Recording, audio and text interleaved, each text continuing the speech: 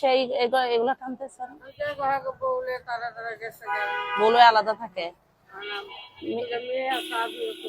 মেয়ে কটা? কত পান প্রতি মাসে? 12,000 দুইজনে মিল্লা? উকি টুকি আছে না? চাচা বয়স কত? আমার বয়স ৬৭ বছর। 67। কত বছর ধরে কাজ করেন? কাজ করে আজকে 20-25 বছর। 20-25 বছর। বাজার করছেন?